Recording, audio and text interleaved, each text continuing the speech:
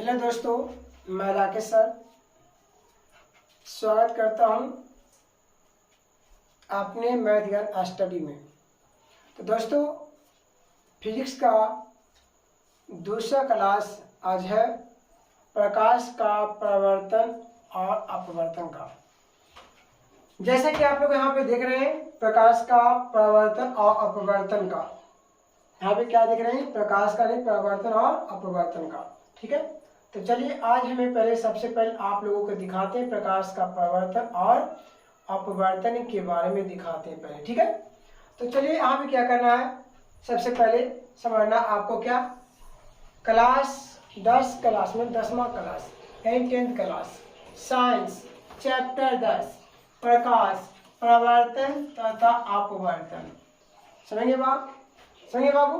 तो चलिए सबसे आपको क्या जानना है, प्रकाश का प्रवर्तन क्या है। क्योंकि प्रकाश का प्रवर्तन जो आपका है ये आपका 100% आपका VVI क्वेश्चन है। ये 100% जो है आपका एक क्वेश्चन आ जाएगा। 100% जो है एक क्वेश्चन जो है आ जाएगा प्रकाश का प्रवर्तन। और आपको एक आपका जो नियम होता है, जैसे प्रकाश के प्रवर्तन का 2 नियम होता है, प्रथम नियम और द्वितीय नियम है। तो 100% मैं गारंटी देता हूं कि 2024 में एक क्वेश्चन आ जाएगा। तो आ जाएगा, इस समझ जाओ आ गया, इस समझो आ गया है ना। ये क्वेश्चन 2024 में 100% है कि क्वेश्चन क्या है कि आ गया है। ठीक है, तो बाबू क्या करना है, सबसे पहले हम जानते हैं कि प्रकाश का प्रवर्तन क्या है। इससे पहले पढ़े थे प्रकाश का गुण क्या है। ठीक है, तो चलिए आज हम जानना है क्या प्रकाश का प्रवर्तन क्या है। ठीक है, तो जब प्रकाश किरण किसी माध्यम से चलती हुई किसी चमकदार तल पर आपतित होती है तो वह तल से टकराकर उसी माध्यम में क्या होती, वापस लौट यानी आती है।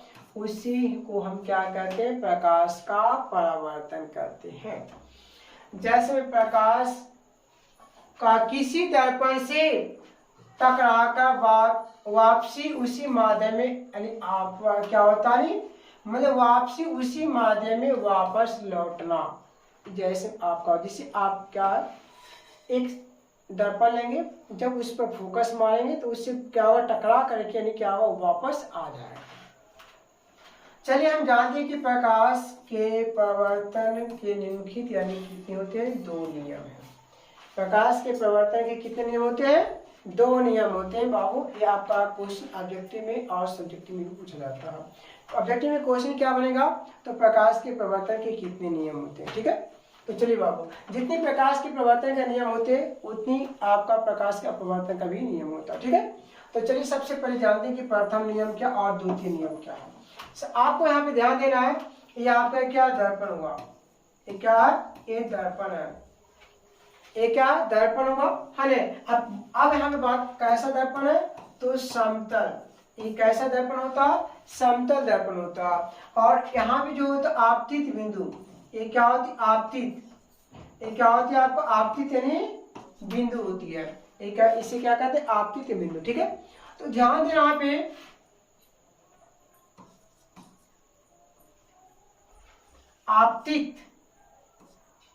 आपतित किरण यानी क्या, यहाँ पे ध्यान देना कि जिसे सूर्य, यहाँ पे सूर्य की किरण या किसी प्रकाश है ना, चाहे बल्ब का हो चाहे किसी लालटेन का, डिब्बी को, किसी का भी हो, यानी जो प्रकाश जिस वस्तु से प्रकाश निकलती है, क्या जिस वस्तु से प्रकाश निकलती है, तो ये समझो कि प्रकाश आपका जैसे मान लो यहाँ पे सूर्य एक है। ठीक है, और ये जो आपका है, ठीक है, ये आपका इससे क्या हो, प्रकाश अगर ये प्रकाश निकल रही है इससे, तो ये आपका क्या, आपतित किरण, ये आपतन बिंदु पर, कहाँ पे, आपतन बिंदु पर पड़ने के बाद यानी समतल दर्पण पर पड़ने के बाद यानी चमकीले सतह पर पड़ने के बाद ये क्या होता है, यहाँ से यानी वापस यानी क्या होता है, निकल जाता है। यानी आने वाले किरण को आपतित किरण कहते हैं। जिस वस्तु से किरण निकल रही है यानी आ रही है उसे क्या कहेंगे, आपतित किरण कहेंगे। और जिस समतल सतह पर, चमकीले सतह पर पड़ने के बाद वो क्या होती, वापस लौट जाती है। तो लौट यहाँ पे निकलना है, जो निकलता उसे क्या कहते हैं, परावर्तित किरण कहते हैं। ठीक है। और ये आपका क्या, अभिलंब, ये जो खींचा गया यानी डाला गया अभिलंब। ठीक है। तीनों समतल दर्पण, किस पर, तीनों समतल दर्पण पर होते हैं। केवल एक आपका नियम हो गया, जैसे अभिलंब डाला गया है इधर आपका एक भाग, एक क्या होगा नहीं, दो भाग, दोनों यानी क्या होगा, बट गया, एक क्या होगा नहीं, ये बट गया। ठीक है।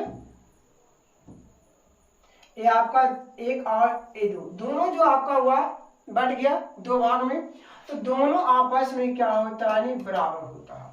दोनों क्या होता है, आपस में बराबर होता है। ठीक है। यानी आपतित किरण मतलब आपतित किरण मतलब आपतन कोण, परावर्तित किरण मतलब परावर्तन कोण।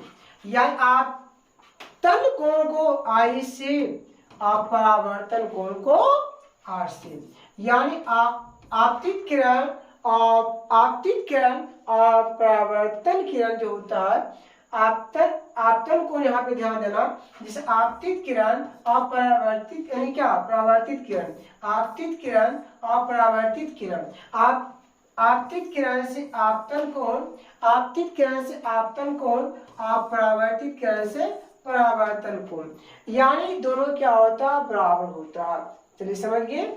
आई यहाँ पे दिखाते हैं आप लोग का, कहते हैं तल के अभिलंब आपतित किरण के बीच बना कोण, कहते हैं कि अभिलंब हुआ और आपतित किरण हुआ है, इसके बीच का कोण कहते, और तथा परावर्तित किरण मतलब एक किरण आपका है, ये परावर्तित हो रहा, परावर्तित किरण और इस तल, समतल दर्पण जो भी बोला, तल के अभिलंब के बीच बना कोण जो होता है वो बराबर होता है। यानी कहने के मतलब हुआ बाबू, आपतित किरण अभिलंब यहाँ पे ध्यान देना है, फिर क्या, तल के विलंब मतलब समतल दर्पण के अभिलंब और आपतित किरण और तल के, ठीक है, और तल के अभिलंब और परावर्तित किरण, यानी क्या होता है, बीच का कोण जो बनता है वो आपका बराबर होता है। यानी कहने की मतलब हुआ बाबू कि कोण आई जो होता है, कोण आर के जो होता है बराबर होता है।